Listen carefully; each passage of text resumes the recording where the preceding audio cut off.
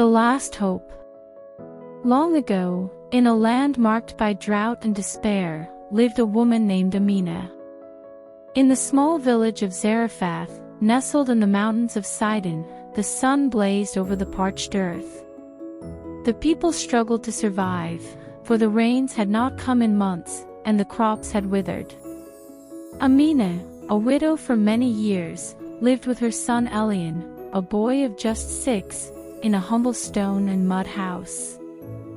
The day had come to an end, and as the hot wind kicked up dust in the streets, Amina slowly made her way up the hill to gather some firewood. Her hands, aged before their time, trembled as she collected a few dry branches. She knew her provisions were running low. Only a handful of flour remained in the pantry, and the oil was nearly gone. That night, she and Elian would have their last meal, a small loaf of bread, and then, perhaps, they would die of hunger. At that moment, a man appeared before her. His clothing was simple, but his presence was commanding. His deep gaze seemed to see both her pain and her hope. "Would you give me some water, please?" the man asked, his voice soft, as if he understood her suffering. Amina, startled, looked up. She didn't know him, but something in her heart told her to help. "Yes, I will give you water," she replied, stepping toward the nearby well. "And please, some bread as well," the man added with a calm smile. Amina's face darkened for a moment. The distress showed in her eyes. "I'm sorry, sir. I only have a little flour and oil left. I am about to make the last meal for my son and me. After that, we will have nothing more to eat." The man fixed his gaze on her, and a heavy silence hung in the air for a moment. Then, with a voice full of peace, he said, "Do not be afraid, woman. Go ahead and make what you said, but first, make me a small loaf of bread. If you do, the Lord God of Israel promises that the flour and oil will not run out until the rain returns to this land."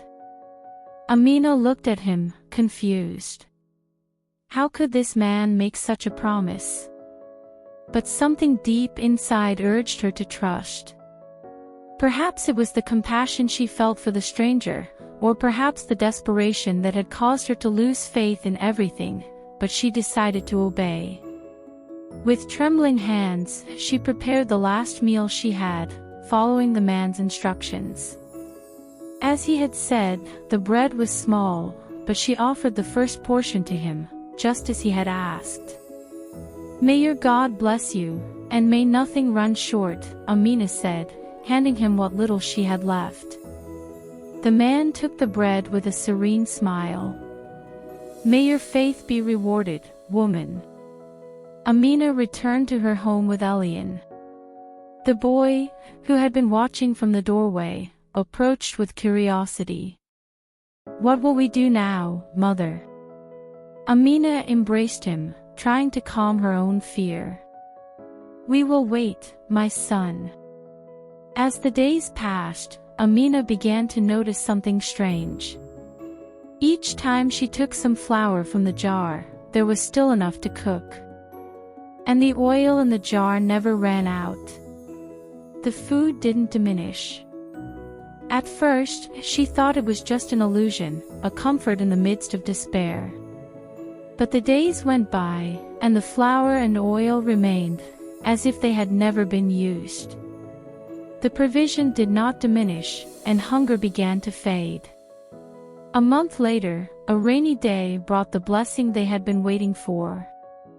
The sky, which had been dry and gray for so long, finally began to rain. The parched lands began to receive water, and the fields flourished again. Amina, with tears in her eyes, lifted her hands to the sky. She had not only received the provision for her body but also a renewal of hope. The story of Amina and the mysterious man became a tale that circulated throughout Zarephath, a story of faith, obedience, and the miracle of divine provision. The woman who had been on the brink of giving up found her last hope in an act of generosity and faith, and from that seed, a new life blossomed for her, her son, and her people. Thus, the widow of Zarephath, though small in her land, became an example for all those who, in times of difficulty, found the courage to trust in the impossible.